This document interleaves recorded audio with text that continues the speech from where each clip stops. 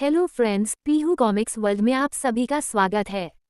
Comics की दुनिया से जुड़ने और बचपन की सुनहरी यादों में खो जाने के लिए चैनल को सब्सक्राइब करें। धन्यवाद दोस्तों। हेलो दोस्तों, राज कॉमिक्स के अंतर्गत पढ़ते हैं फ्रेंडी सीरीज का भाग नंबर 2। आश्चर्य की अधिकता से इंस्पेक्टर सुनील की आंखें कटोरियों से ओल पड़ने को उतारू थी। हाँ हाँ इंस्पेक्टर, हैरान ना हो मुझे जिंदा देखकर, लेकिन मैं तुम्हें ये बताने तुम्हारे सामने आया हूँ कि मुझे मारने का ख्याल दिल से निकाल दो तो मुझे 7 जन्म तक भी नहीं मार सकते हो, क्योंकि मैं हूँ काल का पुतला फ्रेंडी। संजय गुप्ता की पेशकश। हैरानी के भंवर में घूमते इंस्पेक्टर सुनील के मस्तक में एकाएक आया वह विचार। मेरे द्वारा चलाई गई तीनों गोलियों ने इसे घायल जरूर कर दिया है, लेकिन ये जीता जागता मेरे सामने खड़ा है। अब इसे खत्म करने के लिए मुझे एक बार फिर गोलियों का सहारा लेना होगा।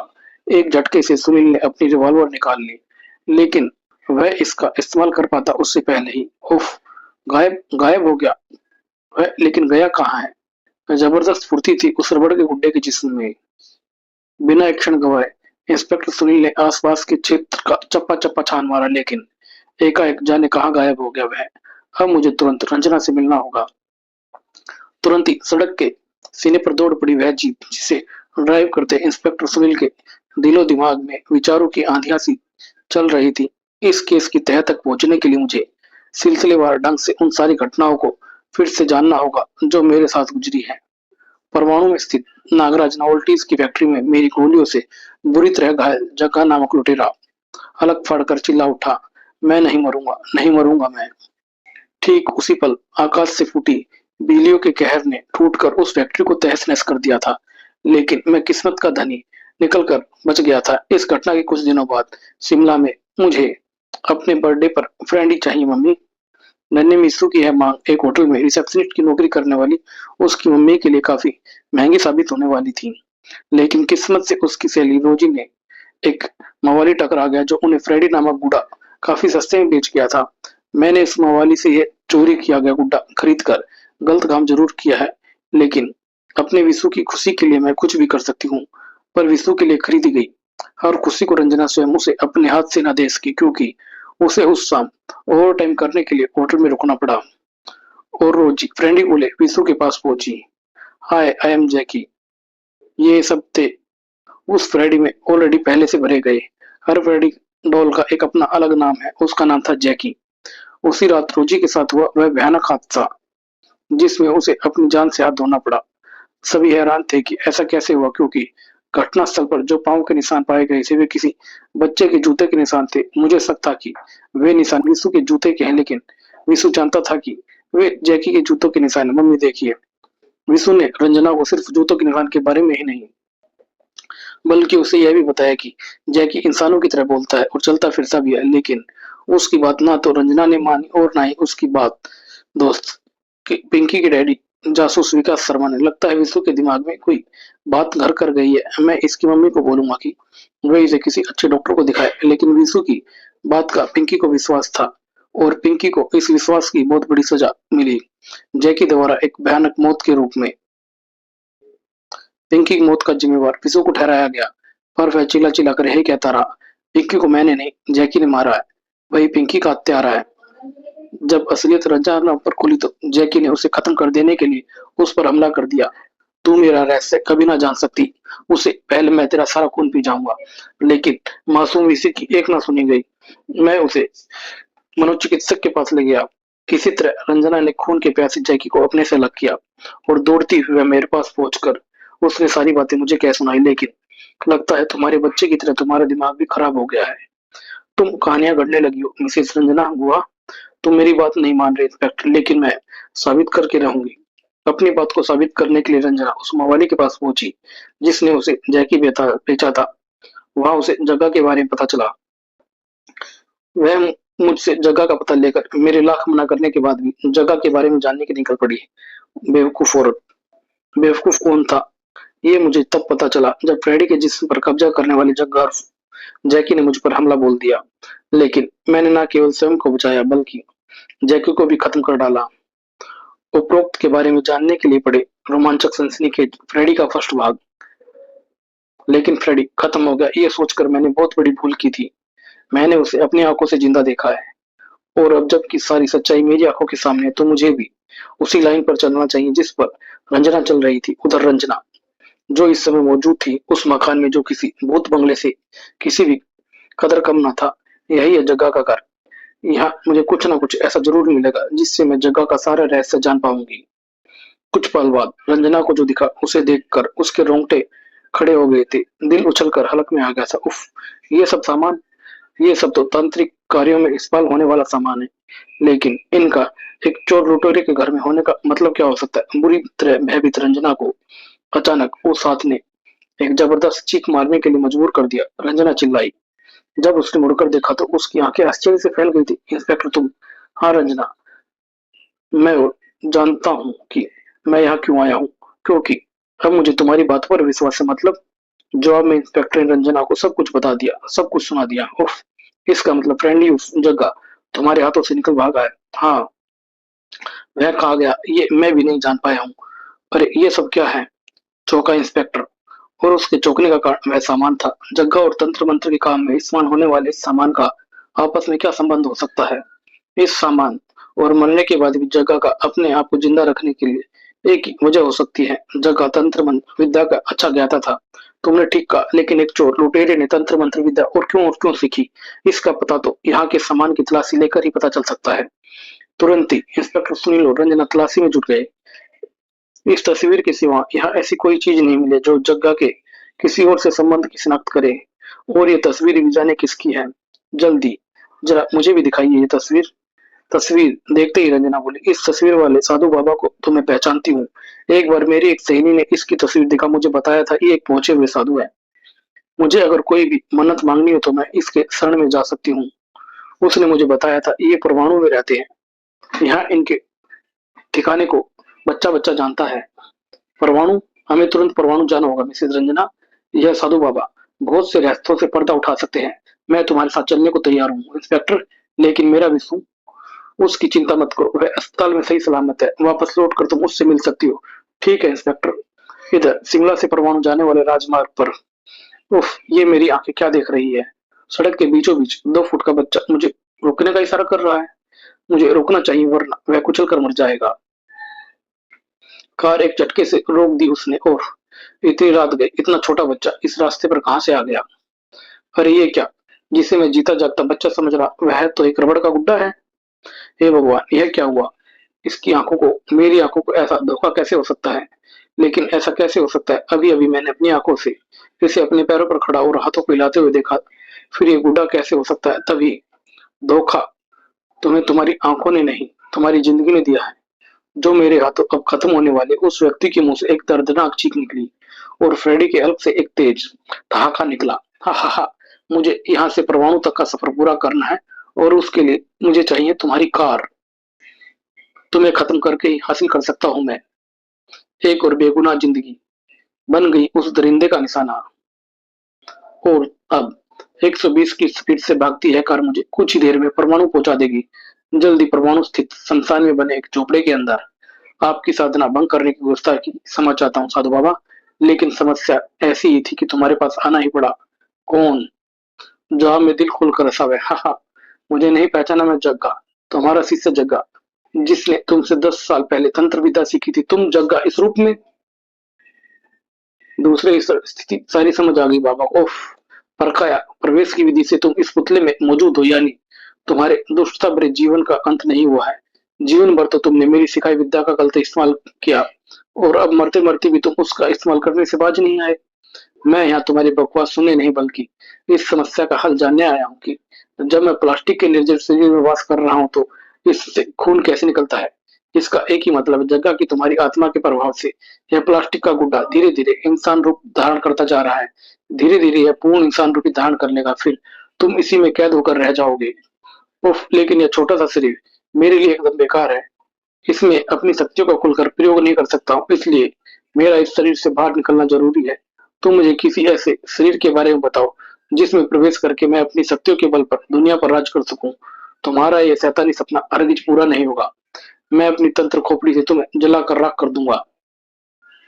साधु बाबा एक तरफ रखी अपनी तंत्र खोपड़ी की तरफ बढ़े कि तभी कड़ाक से टूट गई उसकी दोनों टांगे। हा हा, मैं जानता था बूढ़े तू अपनी हरकतों से बाज नहीं आने वाला है, इसलिए तेरे इस वुडू खिलौने के साथ मैं पूरी तैयारी के साथ आया था।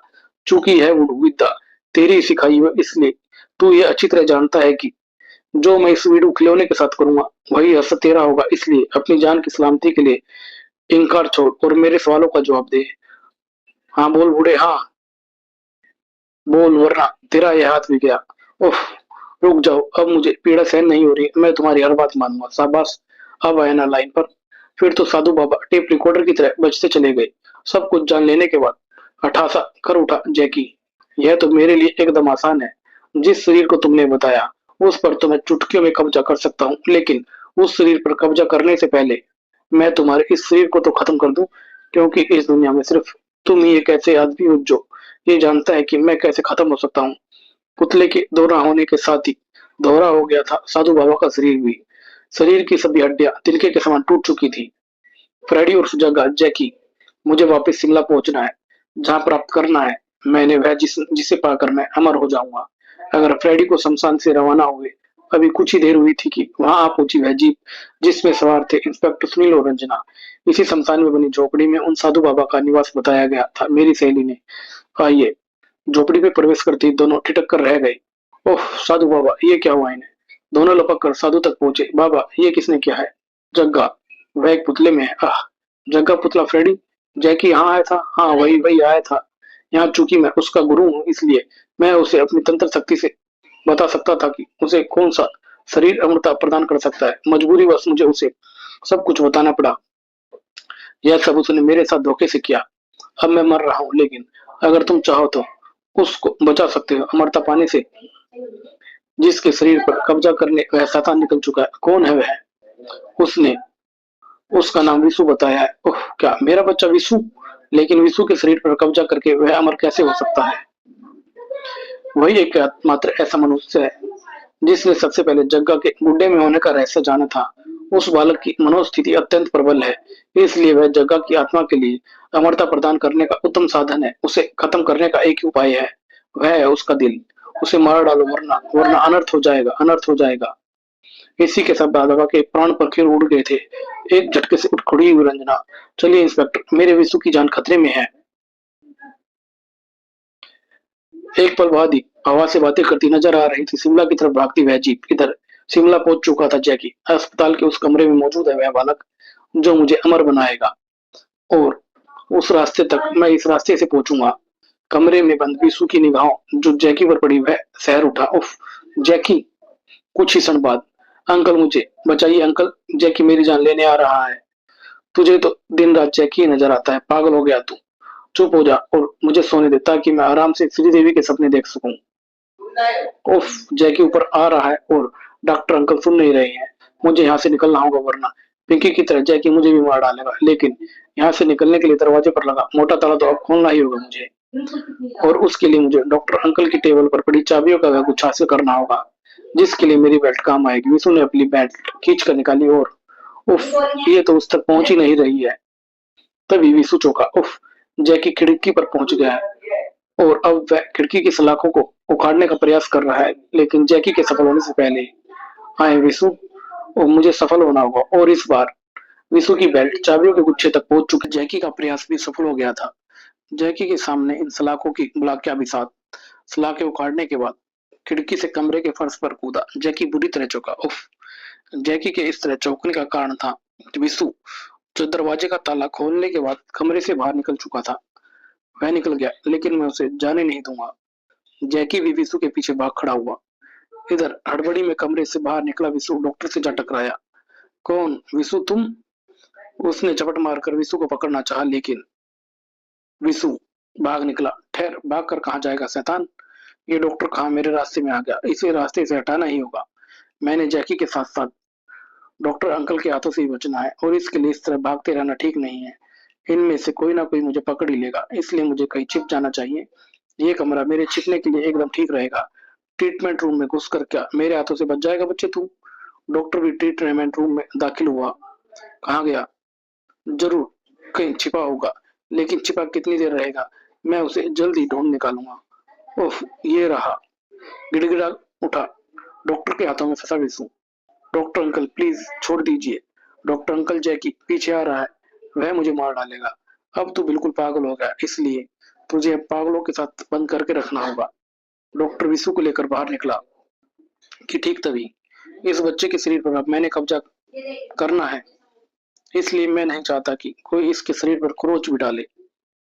विशु ने डॉक्टर की जैकी ने डॉक्टर की कमर में कैंची से वार किया। पीड़ा से डकरा गिरे डॉक्टर की फटी फटी आंखों को दिखाई दिया वह अजूबा। ओ फ्रेंडी, फ्रेंडी नहीं जैकी, फिर भी ठीक पहचाना तूने मुझे, और पहचान कर दिए तूने अपने उस मौत के फरमान पर हस्ताक्षर जो मैं तूने तुझे देने जा रहा हूँ। बिजली के तेज झटकों ने डॉक्टर को जल बिन मछली की भांति तड़पा डाला।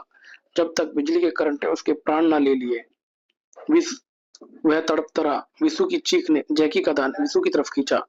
विशु, आओ मेरे पास आओ, मैं तुम्हें कुछ नहीं कहूंगा, मैं तुम्हें ढेर सा प्यार दूंगा। विशु, आओ मेरे पास। तभी ट्रीटमेंट से डॉक्टर साहब की चीख ने आवाज आई, आओ अंदर चलकर देखे क्या हुआ उन्हें, आओ। कई आदमी इधर ही बढ़ रहे हैं। आने वाले जब अंदर आए, उन्होंने देखा वह है संग नजारा। उफ, डॉक्टर साहब तो मरे पड़े हैं। इस लड़के की यहाँ मौजूदगी बताती है कि किसी ने करंट से डॉक्टर की हत्या की है। इसे पकड़ लो, पकड़ो इसे। ऐसे समय में नन्ही विष्णु को एक ही काम सूझा, और वह था वहां से भागना। वह खिड़की से निकलकर भागा। रोको उसे, तुम उसे पकड़ो, मैं पुलिस को फोन करता हूँ। सभी रूम से बाहर निकलते चले गए, और तब लोगों के जाने की वजह से विष्णु मेरे हाथों से निकल जाएगा, लेकिन मैं बचकर जाएगा कहाँ, मैं जल्दी उसे ढूंढ लूंगा। इधर जब बदमाश से भागते हुए इंस्पेक्टर सुनील और रंजना स्थल पहुंचे तो इंस्पेक्टर कुमार, क्या आप यहाँ, क्या हुआ है? इंस्पेक्टर कुमार सानू ने जो जो बताया उसे सुना हस्पद रह गए इंस्पेक्टर सुनील और रंजना। उफ, ये तो बहुत बुरा हुआ। जिस बच्चे को तुम हत्यारा कह रहे हो वो कहाँ गया है? पता नहीं, लोग उसे पकड़ने को भागे, लेकिन वह उन्हें चकमा देकर भागने में सफल हो गया है। तुरंत इंस्पेक्टर रंजना के साथ बाहर निकले। इंस्पेक्टर, क्या अब भी आपको लगता है कि आपका साथी इंस्पेक्टर सच बोल रहा है कि मेरे विशु ने डॉक्टर की हत्या की है? नहीं, मैं जानता हूँ यह जैकी उर्फ जग्गा का काम है, लेकिन इस बार में कोई सफाई देने का मतलब नहीं है। आपने आपको बेवकूफ साबित करना है, क्योंकि हमारी बात को कोई नहीं मानेगा। हमें अपनी बात साबित करने के लिए जैकी को तुरंत ढूंढना है, लेकिन कहाँ पर? वही जहाँ आपका विशु होगा, क्योंकि वह विशु का शरीर हथियाने के लिए जरूर उसके पीछे होगा। लेकिन इस समय विशु कहाँ होगा? शायद घर, क्योंकि वह घर के सिवा कहीं और जाने की सोच ही नहीं सकता है। उसको पता है घर की डुप्लीकेट चाबी मैं सीढ़ियों के पास छुपा कर रखती हूँ। भगवान करे आपका ख्याल सही हो। रंजना का सोचना एकदम सही था। विशु सचमुच अपने घर पहुंच चुका था, और उसी के साथ वहां पहुंच चुका था जैकी। खोल इस दरवाजे को विशु, क्योंकि ये मेरा रास्ता ज्यादा देर रोक नहीं पाएगा। दूसरी तरफ पीठ लगाए खड़े विशु का मासूम चेहरा कठोर होता चला गया था। इस तरह बचते भागते रहने से अब कुछ ना होगा। अब मुझे जैकी से मुकाबला करना ही होगा। मुकाबले के लिए तैयार हो चुके विशु ने अपने नन्हे हाथों में संभाल ली थी वह हॉकी। कुछ ही पलों बाद दरवाजा धड़ाम से नीचे आ गिरा, और नजर आया जैकी, मैं तुम्हें जिंदा नहीं छोड़ूंगा। विशु चिल्लाया। भेद तेजी से घुमाई विशु ने आंखें, लेकिन बेवकूफ लड़के हॉकी का इस्तेमाल ऐसे नहीं करते हैं। एक ही क्षण बाद हॉकी विशु के हाथों से छीन ली गई थी। ऐसे किया जाता है। विशु की कनपटी से टकराया हॉकी का वार। हालांकि इतना तेज ना था, लेकिन फिर भी विशु का मस्तिष्क घुमा देने के लिए वह चोट काफी थी। वह चकरा कर गिरा, और गिरते ही उसे जैकी ने दबोच लिया था। आखिर तू मेरे हाथ आ ही गया विशु। अब मैं तुझे सम्मोहित कर अपनी आत्मा को तेरे शरीर में प्रवेश कराऊंगा, और फिर अपना हर मकसद पूरा करूंगा मैं। जैकी ने विशु को अपने वश में करना शुरू कर दिया था। उसने मंत्र पढ़ना शुरू किया। मंत्र के जोर से आकाश में बिजलियां कड़कड़ाने लगी और बादल गड़गड़ाने लगे थे। धीरे धीरे विशु का मस्तिष्क सुन पड़ता जा रहा था। जैकी के ठठाके बुलंद होते जा रहे थे। तभी गूंजी वह आवाज। एक झटके से जैकी का ध्यान भंग हुआ। ये तो इस बच्चे की माँ और इंस्पेक्टर सुनील की आवाज है, लेकिन ये यहाँ कैसे पहुंचे? जैकी के चेहरे पर क्रोध का जलजला नजर आने लगा था। वे ऐसे समय पर मेरे रास्ते की अड़चन बनने आ पहुंचे, जब मैं सफलता के कगार पर खड़ा हूँ। वे दोनों अब जिंदा नहीं बचेंगे। वहां आ पहुंचे इंस्पेक्टर सुनील और रंजना। विशु मेरे बच्चे। उफ जैकी, विशु को संभालो रंजना, मैं इसे गोली मार देता हूँ। जैकी ने इंस्पेक्टर सुनील को गोली चलाने का मौका ही नहीं दिया। इंस्पेक्टर सुनील को संभलने का एक पल भी नहीं मिल पा रहा था। निढाल हो गिरा जो इंस्पेक्टर, तो जैकी की आंखों में ऐसा चमक पड़ी। इसमें इंस्पेक्टर की वजह से ही मुझे यह दिन देखना पड़ रहा है। मेरी बर्बादियों का जिम्मेदार यही है। इसलिए इसलिए मैं इसे ऐसी भयानक मौत मारूंगा कि इसकी मौत को देखकर मौत भी थर्रा उठे। और ऐसी मौत का इंतजाम करने के लिए मुझे इसे किचन में ले जाना होगा। किसी मरे हुए कुत्ते की मानित इंस्पेक्टर को सीटता हुआ किचन में पहुंचा जैकी। ये होगी इंस्पेक्टर की भयानक मौत। जैसे ही आग गैस सिलेंडर तक पहुंचेगी, वैसे ही सिलेंडर के साथ साथ इंस्पेक्टर के शरीर के भी इतने टुकड़े हो जाएंगे कि कोई उन्हें 7 जन्म भी इकट्ठा नहीं कर पाएगा, क्योंकि इस रस्सी को मैंने पलीते की तरह सिलेंडर में घुसेड़ दिया है। लेकिन अभी सिर्फ मेरे रास्ते का एक ही कांटा खत्म हुआ है। अभी तो बाकी है विशु की मम्मी रंजना। उसे भी मैंने एक घिनौनी मौत मारना है। सुर्ख लहू से लिसड़ी आंखें लिए बाहर चला गया था जैकी, इंस्पेक्टर को उस मौत के हवाले कर जो तिल तिल करके उसकी तरफ बढ़ती जा रही थी। और उसका टलना एकदम असंभव था। इधर बाहर वह रही रंजना जो विशु को लेकर भाग रही है। दूसरे ही पल किसी क्रोधित सांड की भांति डकराता हुआ जैकी रंजना के पीछे भागा। रुक जा! जैकी के हाथ से छूट पड़ी हॉकी से अपना कमाल दिखाया। सोफे पर गिरी रंजना। जैकी के पास ही रखा चाकू उठा लिया था उसने। और तभी तेरी नसों में दौड़ते खून का कतरा कतरा अब यहाँ फर्श पर बहता नजर आएगा। कमान से छूटे तीर किसी तेजी से रंजना की तरफ भागते जैकी ने अपना खा कर दिखाया होता, अगर वह 100 पीस के उस चेहरे से न टकराता जो विकास शर्मा द्वारा फेंका गया था। विशु की बातों को अगर मैंने शुरू में ही सच मान लिया होता तो ना तो तुम मेरी बच्ची पिंकी की हत्या करने में सफल हो पाते और ना ये नौबत आती। विकास भैया, खत्म कर डालो इसे, वरना ये मुझे और विशु को मार डालेगा। ऐसा नहीं होगा रंजना भाभी, आज इस हत्यारे का खून बहाकर मैं अपनी गलती सुधारूंगा। आज तेरा आखिरी समय आ गया शैतान। हॉकी के प्रचंड प्रहार से गेंद की तरफ उछला जैकी, दीवार से टकरा कर तुरंत ही वापस आया। समय मेरा नहीं तेरा पूरा हुआ है। अब हॉकी जैकी के हाथ में थी और वह उसका भरपूर इस्तेमाल कर रहा था। विकास शर्मा की आंखों में अंधारा छाने लगा। ठीक तभी किचन में गूंजा वह धमाका जो इस बात का सबूत था कि इंस्पेक्टर सुनील के शरीर के परकच्चे उड़ गए थे। जैकी के चेहरे पर नृत्य कर उठी जमाने भर की शैतानियां। हा हा, इंस्पेक्टर सुनील अब इस दुनिया से विदा हो गया रंजना। अब बारी है तुम्हारी। किचन में लगी आग में जलेगी तुम्हारी जिंदा चिता और फिर विश्व के शरीर को हासिल करने से मुझे कोई नहीं रोक सकेगा। नहीं नहीं, वहीं रुक जाओ, मेरे पास मत आना। भयानक अठाता करते जैकी ने सोफे को धकेलना शुरू किया। नहीं, बचो मम्मी। लेकिन ये क्या? रंजना उससे बच ना पाई। दहशत से चीखती हुई रंजना धधकती आग में जा गिरी। और अब मेरे रास्ते की कोई अड़चन बाकी नहीं रही है। अब भला क्या मुश्किल है इस बालक के शरीर पर कब्जा करने में? नहीं, तुम ऐसा नहीं कर पाओगे। मैं तुम्हें ऐसा नहीं करने दूंगा। मैं तेरा मुंह नोच डालूंगा। उत्तेजित हो उठे विशु को जैकी के झनझनाटेदार थप्पड़ ने तुरंत ही शांत कर दिया। अच्छे बच्चे बड़ों से जुबान नहीं लड़ाते हैं।